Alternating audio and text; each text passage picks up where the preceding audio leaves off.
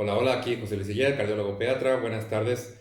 Les quiero exponer un poquito un concepto que muchas veces puede caer en malinterpretaciones, que puede retrasar un diagnóstico oportuno y minar el pronóstico, ¿no? Y es la percepción que tenemos de un soplo cardíaco.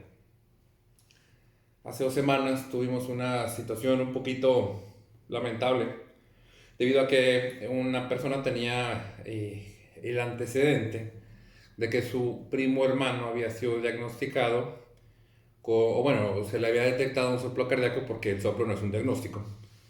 Y en la evaluación de su corazón salió que todo estaba bien. Se le presenta una situación parecida a su hijo un par de años después y cayeron en una falsa sensación de confianza, extrapolando el antecedente del tío en el caso de la mamá, perdón, del hijo. Entonces es muy importante aclarar para evitar eso y no retrasar una atención que pudiera derivar en un pronóstico muy favorable.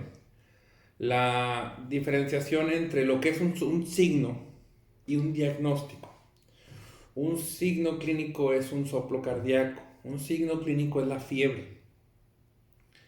Un diagnóstico es tetralogía de Fallot, trasposición de grandes vasos, cualquier entidad que refleje que el corazón no está bien.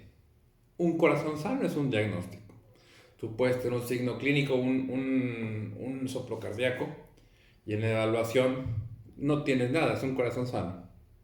O puedes tener un soplo cardíaco, y en tu evaluación resulta que tienes una situación que amerita otro tratamiento, ¿no? Entonces es importante, así como no todos los casos de fiebre son neumonía, o no todos los casos de fiebre son cáncer o leucemia, no todos los soplos son iguales. Entonces, mucho con eso, nada como una evaluación oportuna. El, el, el, el momento del diagnóstico es todo para yo dar un pronóstico como médico, cualquier otro médico. ¿Sale? Les dejo esa pequeña reflexión. Y bueno, cualquier cosa ya saben que estoy a sus órdenes por Twitter, Facebook. No es mi hit TikTok, pero ahí andamos. Y finalmente YouTube e Instagram. Cualquier cosa, con mucho cariño los voy a ayudar y asesorar dentro de lo que estén mis posibilidades. Los quiero mucho, José Luis. Chao.